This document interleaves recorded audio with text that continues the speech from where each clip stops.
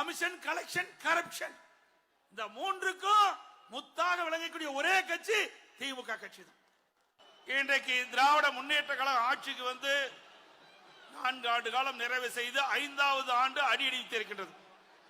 இந்த 4 ஆண்டு காலத்தில் தமிழகத்தில் ஆளுகின்ற திராவிட முன்னேற்ற கழகம் அதனுடைய முதலமைச்சர் திரு ஸ்டாலின் அவர்கள் என்ன பெரிய திட்டத்தை கொண்டாந்தார்?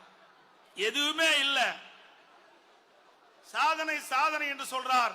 சாதனைக்கு திரு ஸ்டாலின் தான் பெயர் பெற்றார் என்று சட்டமன்றத்திலே முழங்குகின்றார். ஆம், சாதனை சாதனை என்று சொல்லுகின்ற பொழுது திரு உதயநிதி ஸ்டாலின் அவர்களை துணை முதலமைச்சராக்குனது தான் சாதனை. வேற எந்த சாதனையும் இந்த ஆட்சியில பார்க்க முடியல. இந்த ஆட்சியில ஏழைகளுக்கு என்ன திட்டத்தை கொண்டு வந்தீர்கள்? நாட்டு மக்களுக்கு என்ன பெரிய திட்டத்தை கொண்டு வந்து நிறைவேற்றிருக்கின்றீர்கள்? ஒன்றுமே கிடையாது. குடும்பத்தில் இருக்கின்றவர்கள் ஆட்சி அதிகாரத்திலே தொடர வேண்டும், அதுதானே உங்களுடைய நிலைப்பாடு. 2026 சட்டமன்ற தேர்தலிலே குடும்ப ஆட்சிக்கு முடிவு கட்டுகின்ற தேர்தல், வாரிசு அரசியலுக்கு முடிவு கட்டுகின்ற தேர்தல், மன்னர் ஆட்சிக்கு முடிவு கட்டுகின்ற தேர்தல் அடுத்த ஆண்டு நடைபெறுகின்ற சட்டமன்ற பொது தேர்தல். மக்களவராத ஆட்சி ஒட்டுமொத்த தமிழ் மக்களை எதிர்பார்த்துக் கொண்டிருக்கிறார்கள். இந்த ஆட்சி எப்பொழுது அகற்றப்படுகின்ற நேரம் வரும் என்று காத்துக் கொண்டிருக்கிறார்கள். திரு ஸ்டாலின் அவர்களே, மக்களை சிந்திக்காமல் வீட்டு மக்களை சிந்தித்துக் கொண்டிருக்கின்ற உங்களுக்கு 2026 தமிழ்நாடு மக்கள் தகுந்த பாடத்தை புகட்டுவார்கள். இன்னொன்றையும் சொல்லுகிறார். இன்றைக்கு அண்ணா திமுக எப்படி பாரதிய ஜனதா கட்சியோட கூட்டணி வைக்க வேணும்னு அது சட்டமன்றத்தில் நேருக்கு நேர் பேசுறார். என்னிடத்தில் கேட்கின்றார் முதலமைச்சர் ஸ்டாலின் அவர்கள், நீங்க பாரதிய ஜனதாவோட கூட்டணி வைக்கலன்னு சொன்னீங்களே, எப்படி நீங்க வச்சீங்க? 2031 வரைக்கும் பாரதிய ஜனதா கட்சியோட கூட்டணி இல்லை என்று தெரிவித்து விட்டு இப்பொழுது ஏன் கூட்டணி வைத்தீர்கள் என்று என்னை நோக்கி கேட்கிறார். திரு ஸ்டாலின் அவர்களே, இது எங்களுடைய கட்சி, அண்ணா திமுக கட்சி.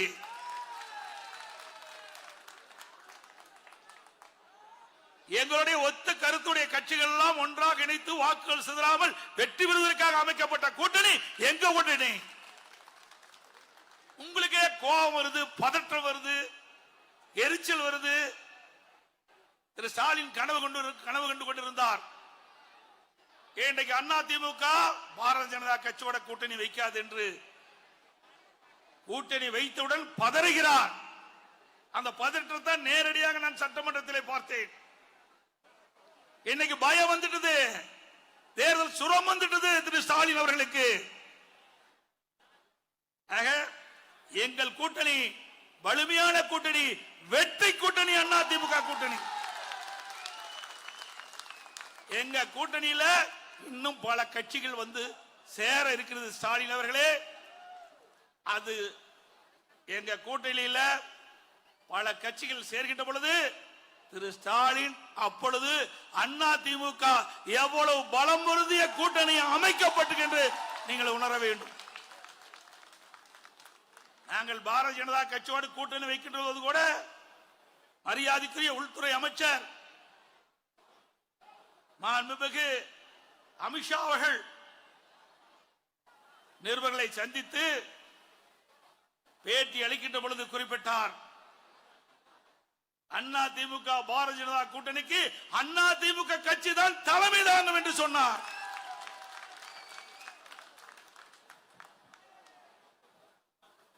அண்ணா திமுக பாரதிய ஜனதா கூட்டணி வெற்றி பெற்ற பிறகு அண்ணா திமுக தான் ஆட்சி அமைக்கும் என்று சொன்னார். ஸ்டாலின் பதறுகிறார். அவர் எண்ணினார் அண்ணா திமுக பாரதிய ஜனதாவோட கூட்டணி வைக்காது என்று எண்ணினார். அவருடைய எண்ணெல்லாம் காணல் நீராகிவிட்டது. அது மட்டுமல்ல, ஏதோ பேசுகின்றார்கள் அவர் கூட்டணியிலே அங்கம் வைக்கின்ற கட்சிகள்.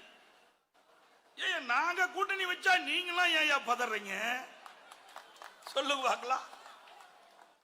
சில கட்சிகள் சொல்லுகின்றது வரலாற்று பிழை செய்து விட்டோம் என்று சொல்கிறார்கள். ஆக நாங்க வெற்றிக்கு கூட்டணி அமைக்கின்றோம். அனைத்து இந்திய அண்ணா திராவிட முன்னேற்ற கழகம் தலைமையிலே பாரதிய ஜனதா இணைந்து அமைக்கப்பட்ட கூட்டணியிலே திமுக என்ற மக்கள் விரோத ஆட்சியை அகற்றக்கூடிய ஒத்த கருத்துடைய கட்சிகள் ஒன்றாக சேர்ந்து தேர்தலை சந்திப்போம். ஒத்த கருத்துடைய கட்சிகள் எல்லாம் எங்கள் கூட்டணியிலே இணையும் என்றால் வாக்குகள் சிதறாமல் எதிரிகள் வீழ்த்துவதற்காக அரசியல் வியூகம் நாங்கள் எடுத்திருக்கின்றோம். எக்காரணத்தை கொண்டும் மீண்டும் திராவிட முன்னேற்ற கழகம் தமிழகத்திலே ஆட்சியிலே வரக்கூடாது, அகற்றப்பட வேண்டும் என்று மக்கள் எண்ணுகிறார்கள். மக்கள் எண்ணப்படி நாங்கள் கூட்டணி அமைக்கின்றோம். அதோட இவ்வளவு பதட்டத்தோட பேசுறீங்களே, நாங்க கூட்டணி வைக்கிறதை பற்றி நீங்க விமர்சனம் செய்யறீங்க. 1999ஆம் ஆண்டு பாரதிய ஜனதா கட்சியோடு திமுக கூட்டணி வைக்கலையா? அப்பெல்லாம் பாரதிய ஜனதா கட்சி நல்ல கட்சி. இன்றைய தினம் அனைத்து இந்திய அண்ணா திராவிட முன்னேற்ற கழகம் பாரதிய ஜனதாவோடு கூட்டணி அமைச்சா சரியில்லை என்று சொல்வது எந்த விதத்தில் சரி? நீங்கள் ஆட்சிக்கு வருவதற்கு யாரோட வேணாலும் கூட்டணி வைப்பீங்க. கொள்கையும் கிடையாது, கோட்பாடும் கிடையாது. அதுக்கு பிறகு 5 ஆண்டு காலம் பதவி சுகத்தை அனுபவிச்சாங்க திமுக. மத்தியில ஆட்சி அதிகாரத்தில் திமுக இடம்பெற்றது. அதுக்கு பிறகு அப்படியே ஜம்ப் பண்ணி குரங்கு எப்படி மரத்துக்கு மரம் தாவுமோ அது போல கொள்கையும் கிடையாது, கோட்பாடும் கிடையாது. அப்படியே காங்கிரஸ் கட்சியோட இணைந்த கட்சி தானே திமுக கட்சி. உங்களுக்கு எங்க கொள்கை இருக்குது? உங்களுக்கு அதிகாரம் தானே முக்கியம். என்ன காங்கிரஸ் கட்சியும் பாரதிய ஜனதா கட்சியும் ஒரே கொள்கையுடைய கட்சியா? 1999 பாராளுமன்ற தேர்தலில் பாரதிய ஜனதாவோட கூட்டணி. அதுக்கு பிறகு 2004 காங்கிரஸோட கூட்டணி. ஆக ஆட்சி அதிகாரத்துக்கு வரும்போது அடிக்கடி நிறத்தை மாற்றிக் கொள்வார்கள். பச்சோந்தி கூட கொஞ்ச நேரம் கழிச்சு தான் நிறத்தை மாற்றும். ஆனா அதற்கு கூட சந்தர்ப்பம் கொடுக்காத வகையில அடிக்கடி இன்றைக்கு கூட்டணியை மாற்றக்கூடிய ஒரே கட்சி திமுக கட்சி தான். இன்னொன்னு இன்றைக்கு சொல்லி இருக்கின்றார். திராவிட முன்னேற்ற கழக மாவட்ட கூட்டத்திலே பேசுகிறார். திரு ஸ்டாலின் கருத்தை தெரிவித்திருக்கின்றார். அண்ணா திமுக மிரட்டி பணிய வைத்திருக்கிறார் என்று சொல்லி. திரு ஸ்டாலின் அவர்களே, இது நாடாளுமன்ற தேர்தல் அல்ல, சட்டமன்ற தேர்தல் என்பதை உணர வேண்டும். நாடாளுமன்ற தேர்தலில் நம்மளோட கூட்டணி கிடையாது. அப்பொழுது கூட்டணி வைத்திருந்தால் நீங்கள் சொல்வது பொய்யாக இருந்தாலும் அதை எண்ணி பார்க்கலாம். ஆனால் இப்பொழுது தமிழகத்திலே யார் ஆட்சிக்கு வர வேண்டும் என்ற நிலைப்பாட்டில் இருக்கின்ற தேர்தல், அதுவும் எங்களுடைய கூட்டணியில் அங்கம் வைக்கின்ற பாரதிய ஜனதா கட்சி அண்ணா திமுக ஆட்சிக்கு வர வேண்டும் என்று நினைக்கின்ற கட்சி. அவரோடு தான் நாங்கள் கூட்டணி வச்சிருக்கிறோம். உங்களை போல காங்கிரஸ் கட்சி ஆட்சியில் இருக்கின்ற காலகட்டத்திலே அறிவாலயம் முதல் மாடியிலே ரெய்டு நடக்குது. அறிவாலயம் கீழ்த்தளத்தில் அடித்தளத்தில் கூட்டணி பேச்சுவார்த்தை மிரட்டி கூட்டணியை அமைத்தார்கள். அப்படி எங்களுக்கெல்லாம் இல்ல, அப்படி நிர்பந்தம் இல்ல. 2 கட்சிகளும் மகிழ்ச்சியோடு அமைத்த கூட்டணி இந்த கூட்டணி. அது மட்டும் இல்ல, என்னை பொறுத்த வரைக்கும் மடியிலே கனமில்லை, வழியிலே பயமில்லை. திரு ஸ்டாலின் அவர்களே, நீங்க கூட தான் அண்ணா திமுக ஆளுங்கட்சியா இருக்கும் போது, நான் முதலமைச்சர் இருக்கும் போது நெடுஞ்சாலைத்துறையிலே முறைகேடு நடைபெற்றதாக வழக்கு தொடர்ந்தீங்க. அந்த வழக்கை நான் சந்தித்தேன். உச்சநீதிமன்றம் சென்றது, மீண்டும் உயர்நீதிமன்றம் வருகின்ற பொழுது அந்த வழக்கை தொடர்ந்த உங்களுடைய கட்சி சேர்ந்த அமைப்பு செயலாளர் RS பாரதி அந்த வழக்கை திரும்ப பெற்றுக் கொள்வேன் என்று சொன்னார். ஆனால் நான் அதை மறுத்தேன். நான் இந்த வழக்கை நடத்துவேன் என்று சொன்ன கட்சியினுடைய தொண்டனாக இருக்கின்றேன். உங்களை போல உச்சநீதிமன்றம் ஒரு அமைச்சரை பார்த்து கேட்கின்றது, இன்னைக்கு அமைச்சரா தொடர்கிறா, தொடர வேண்டுமா வேண்டாமா என்று அப்பொழுது கூட அந்த அமைச்சரை நீக்கவில்லை. ஆனால் என் மீது நீ குற்றம் சுமத்தினீர்கள், நீதிமன்றத்தின் மூலமாக நிரபராதி என்று நிரூபித்தவோம் அண்ணா திமுக. எங்களுக்கு மடியிலே கனமில்லை, வழியிலே பயம் இல்லை. உங்களுக்கு பயம் வந்து விட்டது, ஈடி பார்த்து பயம் வந்துட்டது, வருமான வரித்துறையை பார்த்து பயம் வந்துட்டது. சட்டமன்றத்தில் முன் வரிசையில் இருக்கின்ற அமைச்சர்கள் முகம் தொங்கி போய் இருக்கிறது. யாருக்கு எந்த நேரத்தில் என்ன பிரச்சனை வருமோ என்று அஞ்சு அஞ்சு நடுங்கி கொண்டிருக்கின்ற காட்சியை சட்டமன்றத்தில் நாங்கள் பார்த்தோம். ஸ்டாலின் அவர்களே, அனைத்து இந்திய அண்ணா திராவிட முன்னேற்ற கழகம் ஈடி பார்த்தோ வருமான வரி பார்த்தோ பயப்படல. ஆனா திராவிட முன்னேற்ற கழகத்தை சேர்ந்த அமைச்சர்கள், முதலமைச்சர், துணை முதலமைச்சர் உட்பட அத்தனை பேருமே கடந்த 4 ஆண்டுல கொள்ளையடித்த பணத்தை, ஊழல் செய்த பணத்தை மறைத்த காரணத்தினாலே இன்றைக்கு ஈடியும் வருமான வரித்துறையும் விரட்டி விரட்டி உங்களை கண்காணித்துக் கொண்டிருக்கிறது. அதனால் பயத்திலே பேசிக் கொண்டிருக்கின்றீர்கள்.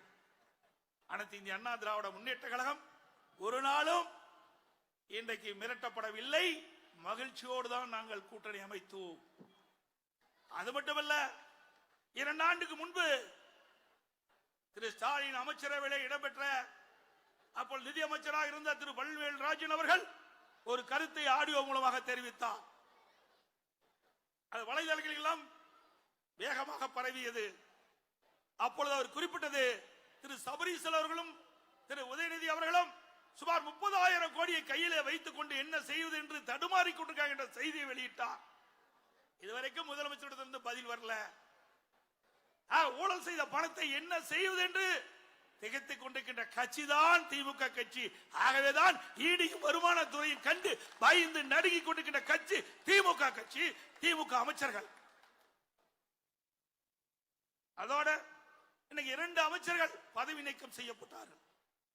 ஒருவர் ஊழல் சம்பந்தப்பட்ட வழக்கின் மூலமாக, நீதிமன்றத்தின் மூலமாக எச்சரிக்கை விடுத்ததின் காரணமாக ஒருத்தர் ராஜினாமா செய்திருக்கின்றார். மற்றொருவர் பெண்களை கொச்சைப்படுத்திய காரணத்தினாலும் சைவ வைணவ அவருடைய மனதை புண்படுத்துகின்ற விதமாக பேசிய காரணத்தினால் இன்றைய தினம் 2 அமைச்சர்கள் இன்றைக்கு அமைச்சரவையிலிருந்து நீக்கப்பட்டிருக்கின்றார்கள்.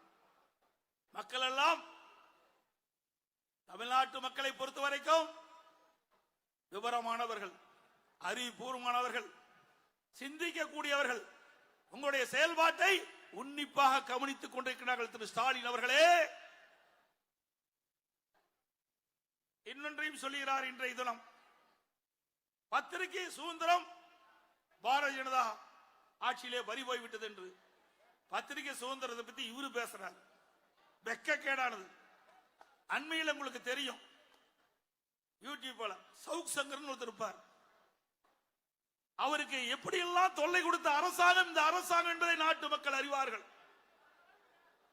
திமுக பற்றி, திமுக அமைச்சர்களை பற்றி அவர் வலைதளம் மூலமாக, யூடியூப் மூலமாக கருத்தை தெரிவித்த ஒரே காரணத்திற்காக அடையாளம் தெரியாத பல பேரை அவர் வீட்டுக்கு அனுப்பி வைத்து, அவர் தாயார் தனியாக இருக்கின்ற பொழுது வீட்டினுள் மலத்தை கொட்டி, சாக்கடை தண்ணீரை ஊற்றி, வீட்டுக்குள்ள பண்ட பாத்திரங்கள் உடைக்கப்பட்டு கொள்ளையடித்த காட்சி ஊடகத்திலே பார்த்தோம். இப்படிப்பட்ட ஆட்சி, வெட்கக்கெட்ட ஆட்சி திமுக எல்லாம் பார்க்க முடியும். ஸ்டாலின் அவர்களே, நீங்க பத்திரிகை சுதந்திரத்தை பற்றி பேசுவதற்கு அருகதையே கிடையாது. முதலமைச்சருக்கு, ஒரு நாட்டுடைய முதலமைச்சர் மக்களை பாதுகாக்கக்கூடிய முதலமைச்சராக இருக்க வேண்டும். தன்னை பற்றி விமர்சனம் செய்வதற்காக, தன் கட்சியை பற்றி விமர்சனம் செய்வதற்காக இப்படிப்பட்ட இழிவான செயலில் ஈடுபட்ட முதலமைச்சர் நாட்டு மக்கள் மன்னிக்க மாட்டார்கள் என்பதை மட்டும் நேரத்தில் சுட்டிக்காட்ட கடைபட்டுகின்றேன்.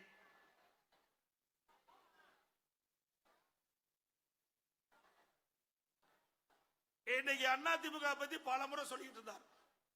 திமுக என்றாலே ஊழல் கட்சி, கமிஷன், கலெக்ஷன், கரப்ஷன், இந்த 3க்கும் முத்தாக விளங்கக்கூடிய ஒரே கட்சி திமுக கட்சி தான். நாட்டிலேயே பல அரசாங்கம் இருந்தது, ஆனால் ஊழலுக்காக கலைக்கப்பட்ட ஒரே அரசாங்கம் திமுக அரசாங்கம் தான். திரு ஸ்டாலின் அவர்களே, மறந்துவிட வேண்டாம்.